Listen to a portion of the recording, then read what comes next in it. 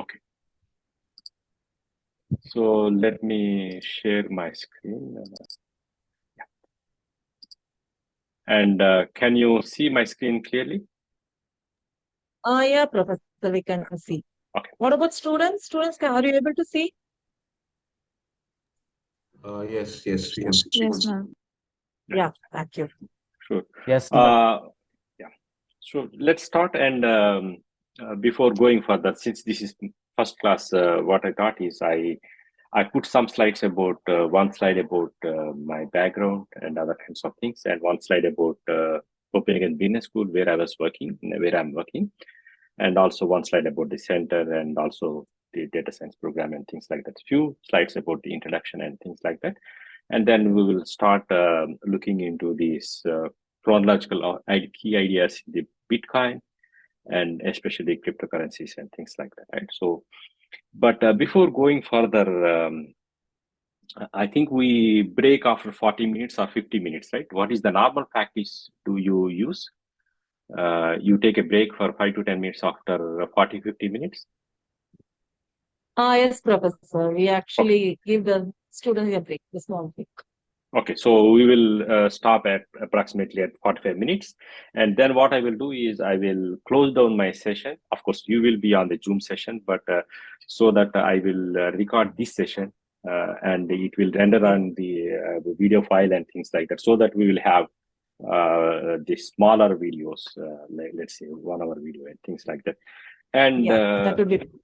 yeah, and then the second thing is questions. Feel free to ask questions, right? So I always encourage students to ask questions because you are not only helping yourself, but you're also helping me, because if you ask questions, then I will understand how much you understood what I've been saying, and then I can put more explanation and more discussion to make you understand the thing. So by asking questions, you're also helping your fellow students who hesitate to ask the question. So I encourage you to ask questions.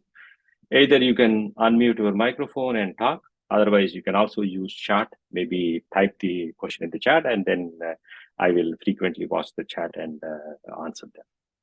And rather than myself talking all the time, we'll also go in a bit interactive mode. So if you have any comments, then put forward, and we can go in a discussion kind of mode.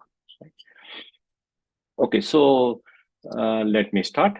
About myself, I have a background before going to research. I have a background in the IT development. I'm civil engineer by profession.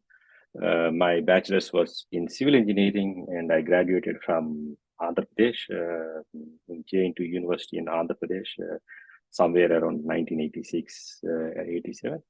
And then I worked in the public works department, especially irrigation department, for several years, 10 years, something like that. But then I moved to software development. I learned programming languages by myself, and then I changed my career and then ended up in Denmark. And for approximately 9 years, I was working in the Danish IT industry, mostly programming with C++, Java, and many other languages, right? I was mostly doing hardcore programming. So that was the main background in the IT industry. Then I also went for master's in 2003 to 2005 because I didn't have any background in the bachelor's about computers or electronics and things like that. So I did master's in information technology. Yes, okay.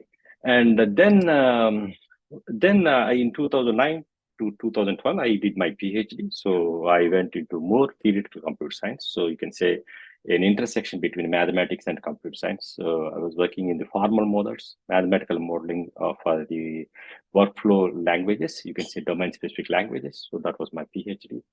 And I worked as a postdoc and assistant professor doing a lot of hardcore stuff for the computer science, like software verification and other kinds of things. But in 2015, I moved to CBS, Copenhagen Business School.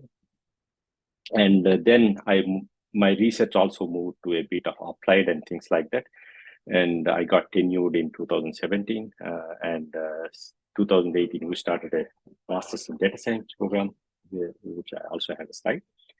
And since 2019, I'm leading the Center for Business Data Analytics. If you ask me about my research, I mostly work in the applied area of data science, mostly in the machine learning and natural language processing. And especially nowadays, we are looking into the large language models and other kinds of things. And we also work in the area of blockchain. Especially, we did several projects in the blockchain, also developing the blockchain framework and things like that. And also work in the cybersecurity, especially looking into hate speech and cyber harassment and those kinds of areas. So about CBS, CBS is a public funded social sciences university. Unlike the US business schools, it is a public funded institution and which is more research based public institution. And it is triple crown accredited. I don't know whether you know what is triple accreditation, but it is given to top business schools, top 100 or 50 business schools in the world. So these are the accreditations which is given to CPS, right? So it means it's one of the top schools. And the rankings wise, we are in between 10 to 50, depends upon the category and other kinds of things. But the most interesting fact is we have 25,000 students. So it's a big institution. And 99% of the students, they take free education. In Denmark, there is free education policy. So the education is free for all the European students, not only the Danish students, local Danish students, but also all European students, they can go for free education. So that means they don't need to pay anything. But on the other hand, if people are coming from outside Europe, then they have to pay tuition fee. So you can say that 99% students on free education and only 1% who are coming from outside Europe, especially from US, Canada, and sometimes from India and other South Asian countries, they pay tuition fee. And we are 820 faculty and around 200 PhD students and things like that. And the Center for Business Data Analytics, you can say data science. So it was established in 2016, and we have 2 tenured faculty and 3 postdocs and 4 PhDs. So we are also quite active in research, especially in the 3 areas: data science, blockchain, and cybersecurity. But we also collaborate with a lot of universities, right? Like we recently also started collaborating with Professor Shant Kumari and another professor at Saram University, where we are looking into large language models and how we can use them by adapting them to the Indian context.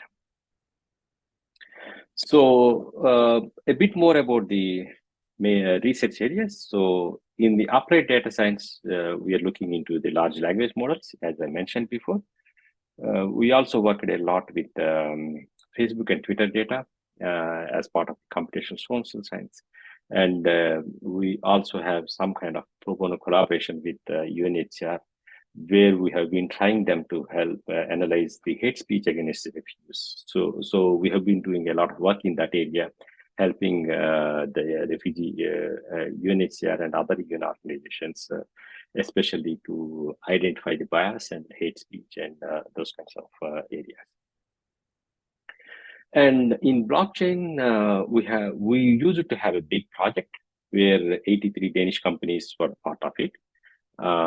We built a blockchain and IoT platform for Danish design companies. So Danish design companies is nothing but like the cloth manufacturing and furniture manufacturing companies. So several companies, they use this blockchain platform and using Hyperledger, and then they build several case studies.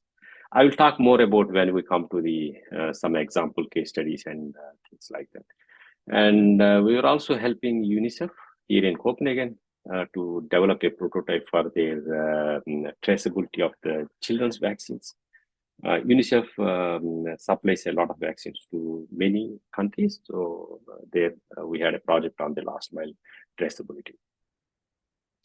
In the cybersecurity, we are working in the area of social cybersecurity, especially looking into online bullying and cyberbullying and harassment and those kinds of areas. So we are working with several Danish universities in this project. Okay, so then I thought of putting one slide about our program, right? So we have a interdisciplinary master's program. So it's called Masters in Business Administration and Data Science.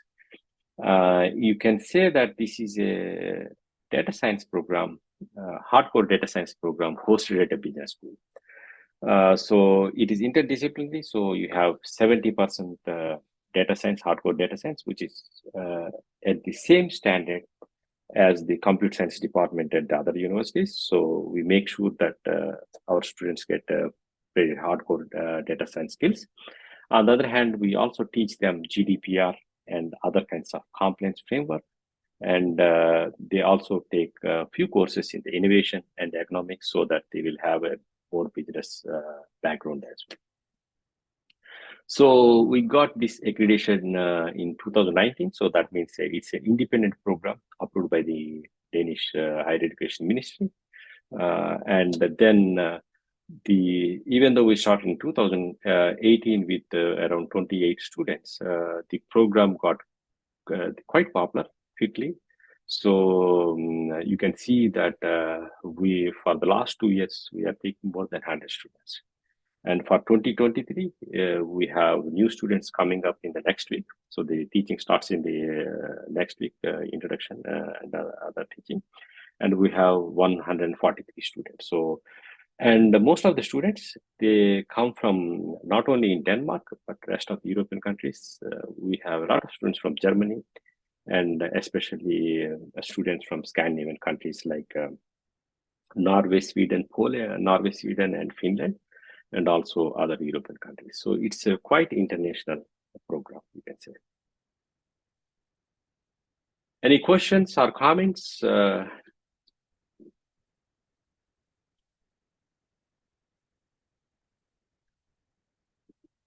Okay, so let's go further. So this is the outline for today's talk. And before going into the what you can say, the semantics of Bitcoin and how it works, and also the technical details of Bitcoin, I thought of maybe introducing you the historical evolution of the Bitcoin and the cryptocurrencies, and most importantly, what factors have contributed to its discovery, right? So what we will do is we will look, and also the history of Bitcoin is quite colorful. It has a quite colorful history because there are several factors contributed to the evolution of the Bitcoin and things like that. So most importantly, it is several key ideas behind the Bitcoin. They are already invented in the computer science. So the technology is not new. The several key ideas, they were invented very long back. And we'll also look into the economic and political conditions, actually what motivated people to go for cryptocurrencies. And another important aspect is this cyberpunk movement. So the people from the cryptography domain who are advocating for freedom of speech and human rights. So it's also a quite important movement that has contributed to the development of the cryptocurrencies, especially populating and bringing popularity to this decentralization and distributed institutions and ideas. And then we will also briefly look into the double spending problem. What is double spending problem in cryptocurrencies? It is similar to like fake currencies. For example, let's say that if you have the real currencies, fiat currencies, what we normally call it as the fiat currencies, for example, Indian rupee or US dollar or whatever it may be, and they have a problem with the counterfeit notes. People illegally print counterfeit notes and they will put it to circulation. So that is the counterfeit problem in case of the fiat currencies. But when it comes to the digital currencies, you don't have any physical currency. But on the other hand, you have the digital form of the currency. So double spending is nothing but the counterfeit of the digital currencies, right? So we'll see what is the double spending problem and how some of the digital currencies before Bitcoin, they try to solve it. Because the Bitcoin has inspirations for many several institutions and ideas, right? Like they also took some inspiration from the digital currencies which failed, or you can say which were launched unsuccessfully before Bitcoin. And so what ideas that contributed to the Bitcoin development and things like that. And in the end, we will start with a simple cryptocurrency. We'll see if we don't have time to cover this last item, but we'll take it up in the next session. But in order to understand the digital currency, first of all, you have to understand the notion of the ledger technology. So that means how the ledgers are being maintained, how the balances are maintained in the ledger. So it's not about the banking, but it's about how the underlying things will work out in case of normal accounting based systems, right? So to understand in a much better sense, we take an example of some digital currency, and we'll try to see how to maintain the ledger, and then we will see how to distribute the ledger, or you can say how to decentralize the ledger and other kinds of things. So that is the main purpose of a simple digital currency. Okay, so and why Bitcoin? So there are several arguments and reasons. So whether you like it or not, Bitcoin has become one of the major. It has become one of the major financial institution, right? Or you can say financial currency, because now as of now, it has a market capital of 2.3 trillion US dollars. It started in 2019, and then during this period, it became one of the biggest the financial institutions. Let's say it is equivalent to somewhere the size of the Apple company and something like that.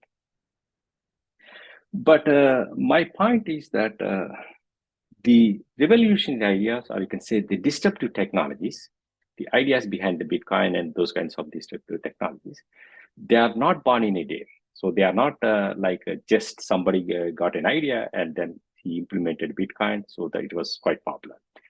Things don't work like that. There is a huge process. There is a interlaying many processes and many things before that happening of the disruptive technology. So we need to understand what factors has contributed to the evolution of the Bitcoin. Then only we will understand the foundations of the Bitcoin and foundations of the cryptocurrencies and the foundations of the distributed ledger technologies very well. And so that is one of the main important motivation to go into the history. So when the Satoshi Nakamoto published his paper or her paper or their paper, because we don't know the who is Nakamoto, because it is completely anonymized. And so when they published their paper on Bitcoin, it is not only created a lot of buzz, we can say, they slowly created a lot of buzz, but they had created a new way of thinking about the money and its value. We'll see later. So their main intention is to develop a monetary institution or a money, or you can say a currency, which is beyond the boundaries of governments and also the banking institutions. So some sort of crowdsourced money or something like that. So that's why it is innovative in a way. And so as again, Excuse me, sir. yes, please go ahead. I'm sorry, but wasn't the Bitcoin paper published in 2008? Yeah, somewhere 8 and 9, something like that, right? So I think it was 2009 or 2008. Maybe I'll check it. I'm sure it's Yeah, but 2008. It's eight. Okay, the public paper published in 2008, and then they started mining Bitcoin in 2009, something like that. Yes, yeah. Thanks for the correction. Yes. So, as I mentioned before, it's also quite interesting. The history behind the Bitcoin is quite interesting, and especially the key ideas which populated that. And also, you can call it as some kind of paradigm shift, because um, it is a new way of thinking, or you can say new way of programming, right? So again, why should we care about Bitcoin? So here I have one slide. So for example, if you look into how companies made into 1 trillion market capitalization, so Microsoft, it took 44 years, and Apple, it took around 42 years. And the new cloud companies like Amazon and Google, internet-based companies, they have around 20 years. But on the other hand, Bitcoin actually reached 1 trillion market capital. I think it's somewhere in 2021, something like that, in just 12 years, right? And another thing is, if you amass all the worth of the cryptocurrencies, market capital of the cryptocurrencies, then it is you can say it's the second biggest institution in the world, right? So you can see that Apple has around 2.9 trillion and things like that. And it's much bigger than the Microsoft and much bigger than the Amazon. The point which I want to make out is all these companies like Apple, Microsoft, they have very well established institutions behind it. Like there are several people who are working for them. There was the management and coders, and then you have a finances and everything systematically. There is a drive behind these companies. They have so they were on the road to success and things like that. But on the other hand, looking to the cryptocurrencies, you don't have any centralized institutions, governing bodies and things like that. But even then, it made up to so much big popular mainstream. And should we call it as a paradigm shift? Let me take an example again from the programming models, or you can say application types, or whatever it may be. So you might have seen console applications, right? Let me go here. So the first version of the commercial computers, they were around 50s, something like that. And then you have the mainframe computers, which are evolved around the 1960s. And then you have the console application around that time, because the way to connect to a mainframe is through the console and other kinds of things. And then you have the evolution of desktop application and personal computing and desktop applications. And then you have the evolution of the web applications. Around 2000, in those areas, people started using the web technologies, web services, and many applications were developed. And the platforms like Amazon Marketplace and other kinds of things, they were performed. But then we have this decentralized and distributed computing paradigm, which is the distributed technologies. So you can say that it's a kind of paradigm shift, because it is some new way of thinking, or you can say new way of programming and other kinds of things. And again, I'm not saying that it's a medicine for all the problems, but this notion of decentralization and the distribution, of course, we have the distributed computing, it's not new, but the distribution of decentralization of the trust is very innovative.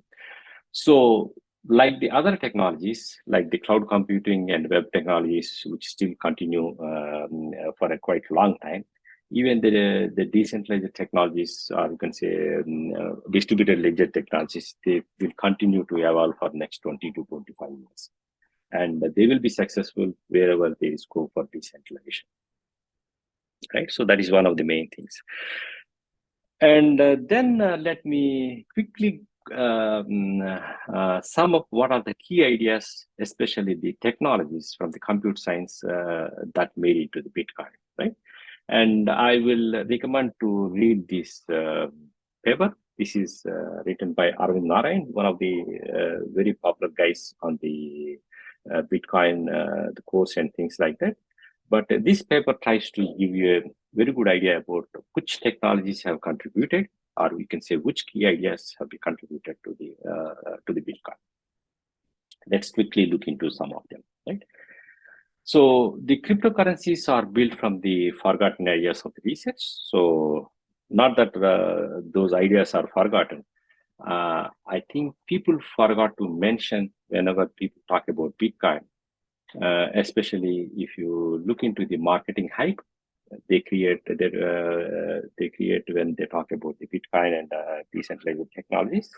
So what we want to say is several ideas they already exist in the literature, right? So, for example, cryptography and decentralized consensus algorithms, distributed consensus algorithms, and all these things they already exist in the research literature. So all of them, the technical components from the Bitcoin, they are originated in the academic literature, or you can say research from 80s and 90s. So these are the some of the technologies. And again, we will look into some of them with more detail. So for example, Merkle tree is a cryptographic data structure, which is used in many cryptographic algorithms and things like that. And then you can see proof of work is actually not invented by you can say Nakamoto and this group. Proof of work has been used as a mitigation strategy against the denial of service attack and the civil attack and things like that. So there is a good amount of usage of the proof of work and things like that. And the second thing is Byzantine fault tolerance. These are the distributed consensus algorithms, which are also quite popular. What I'm saying is, I'm not, yeah. Any question? So, what I'm saying is, I'm not diminishing the Nakamoto's the achievement. We are not trying to say that this is not innovative or not something like that. But what I'm trying to say is also to prove that this paper especially tries to prove that that Nakamoto he stood on the shoulders of the change. Probably you might have seen this quote from the Isaac Newton. So it's a very popular quote used by many researchers to acknowledge that the research is incremental, right? So if I have seen further than the others, then it is by standing up on the shoulders of the giant, right? So here also what we say is, unlike the marketing hype, which talk about Bitcoin like a quite a revolutionary idea which popped up all of the sudden in one day. Unlike that, there is a systematic development of the technologies. And the innovation what Nakamoto or those group did it is, for the first time, they have shown that they can combine all these technologies and offer a beautiful digital currency or a cryptocurrency, which can run beyond the governments, which can run beyond the control of the governments and the banks. So that is the quite innovative aspect of the Nakamoto and their inventions. Just to give some key examples about the key ideas behind the Bitcoin, for example, the ledger behind the Bitcoin, which is a hash-based data structure with, you can say that the blocks are connected using the hash pointers and other kinds of things. And those ideas were taken from the previous the papers, especially. You can see the people try to develop digital notary services. So the idea here is you want to provide some proof saying that this document is original and it's signed at certain point of the time. You know what is a notary service, right? Probably you might not be using notary and services a lot in these days, but in the previous days, for example, if you want to make any application, you need to get it notarized. So that means somebody will look into your original and look into the Xerox copy you have, and then they certify that this Xerox copy is a true resemblance of the original copy. So that is called the notarization and things like that. So people try to implement this digital notarization using the digital signatures, especially, and the hash-based mechanisms during the 90s and during 1990s. So, which has been mainly used for patenting and business contracts and several documents to prove the authenticity of the document, also the integrity of the documents and things like that. And the Bitcoin ledger is taken ideas from this linked timestamping, where the linking is done through the hash pointers and other kinds of things. And Merkle trees, I think you know about Merkle tree, right? Have you been discussing Merkle tree as part of hash when you discussed about hashes? Yes, sir, we did. Yeah, okay. So Merkle tree is a kind of cryptographic structure. Of course, it's not implemented for blockchain. It was used in many algorithms, you can say, and cryptographic problems. So basically, it is a hash-based data structure, right? So each hash is a hash of the two subcomponents or something like that. So basically, what is the advantage of Merkle tree? Why do we need why do people use Merkle trees? Anyone? Why do we use Merkle trees in the Bitcoin, for example? Take the example of Bitcoin, right?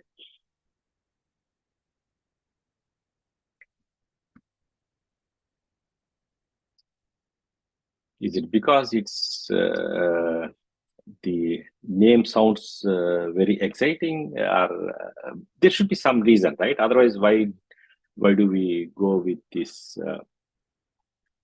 length to use a very complicated data structure? It has two purposes. Let me put it like this, right? It has two purposes. The one purpose is, let's say that you have transaction, right? Let's imagine that this is a Merkle tree of transactions in the Bitcoin. Of course, again, we will discuss more into the coming classes and things like that. The Merkle tree data structure, it will help you to verify whether a transaction exists or not in log linear time. So that means, let's say that I have my Bitcoin block containing 1,000 transactions, and I want to check whether a particular transaction, let's say that I have a new transaction given by someone, and I want to check whether this new transaction exists in the block or not, right? So in a normal way, what I do, I have my new transaction on one hand, and I have I have all the transactions from the block. You will check one by one each transaction, right? So to see that your transaction, whether the transaction exists in the block or not. How much what is the worst performance of that lookup? Let's say that if the transaction doesn't exist in the block, then I have to make 1,000 lookups, right? Because I have 1,000 transactions, and I want to check with this particular transaction exists in the block or not. So in the worst case, I have to check all the 1,000 and then make sure that this new transaction doesn't exist in the block, right? But on the other hand, when by formulating them into a Merkle tree, so using hash pointers and things like that, we can verify the existence of the transaction in the log and space time. So in this case, again, let's take 1,000, and then it will be like you can verify with 3 or 4 lookups. So that is the log and kind of time. So that's a very fast lookup. You can do it. And the second advantage which it can offer is, because it is used, how can I say, it's a hash-based linking data structure. So we can also make sure that nobody has changed the data, right? So that is the other advantage which we have. And we can take the root hash, for example, digest. That's called the root, and you can by taking only the root hash, you can guarantee that all the values are not changed. Or you can say you can easily verify the integrity of all the values. And sometimes what people will do is they will publish this root digest, in the newspapers, so that it acts as a kind of proof for the financial markets and things like that. Okay, so then many other technologies. For example, we will discuss a lot more on the Byzantine fault tolerance when we look into the consensus algorithms, and especially look into how the trust is achieved by the consensus algorithm, distributed consensus algorithms, and things like that. And we know that cryptography, hash functions, digital signatures, they are the foundations for the cryptocurrencies and the blockchain. And it took a lot of institutions from them. Hash functions are a big part of them. And we also use a lot of hash commitments. Do you know what is meant by hash commitment?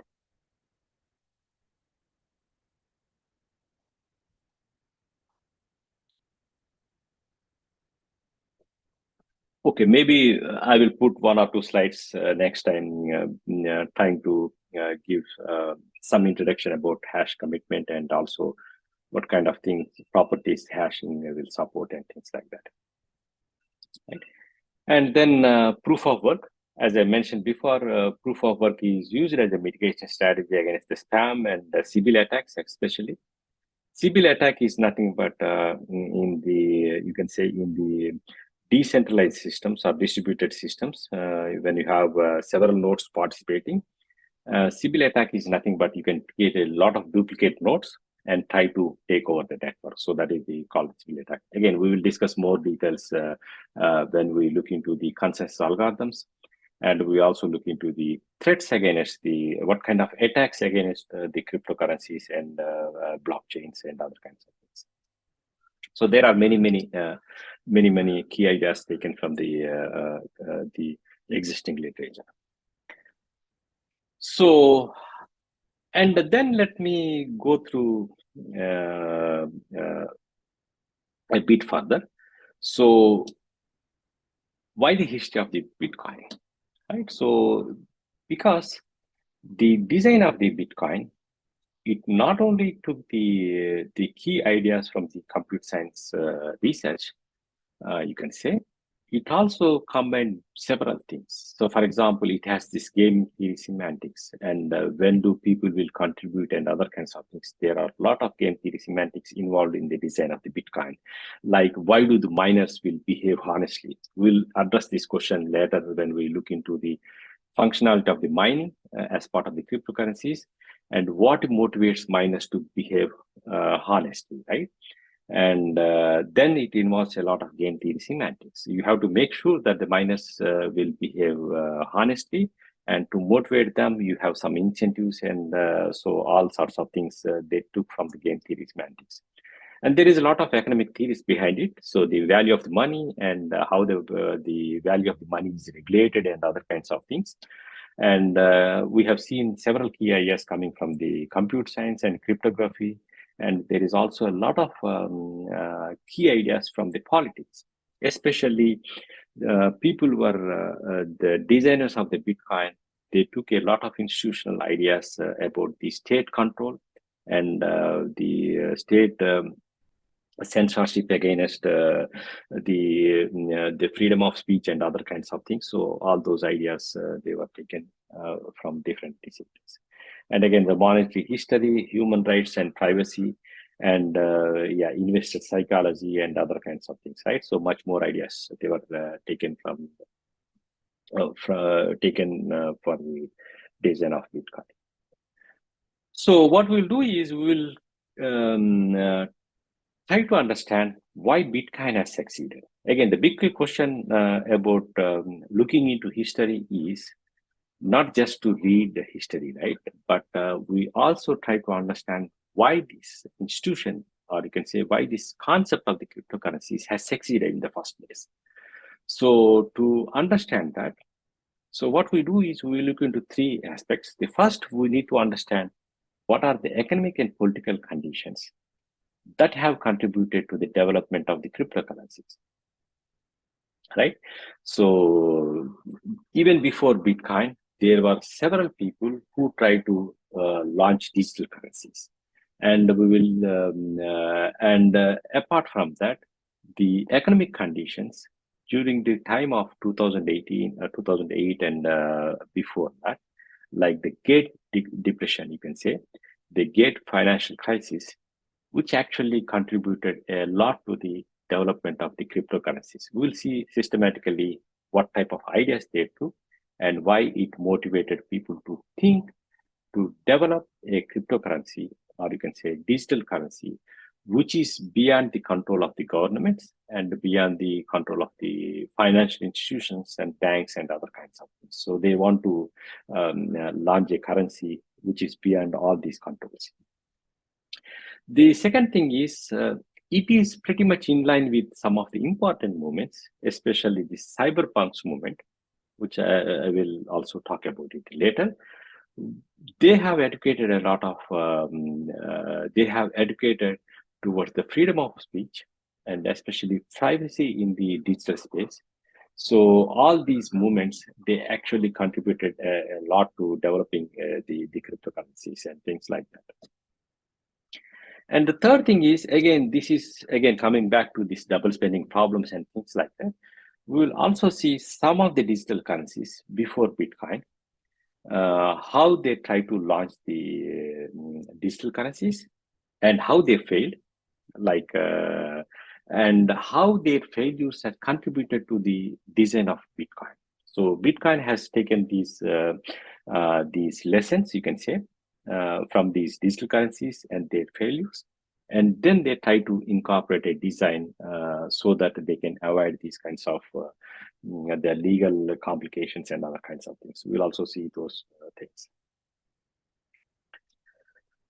Okay, so should we take a 10 minutes break or should I continue? Professor, we can have a break, Professor. Okay, so let's take a 10 minutes break and then we'll join. Then I will close the session and I will join. So let me end meeting, and then it will ask me to leave meeting. Yeah, SNLP. Yes. See you in 10 minutes.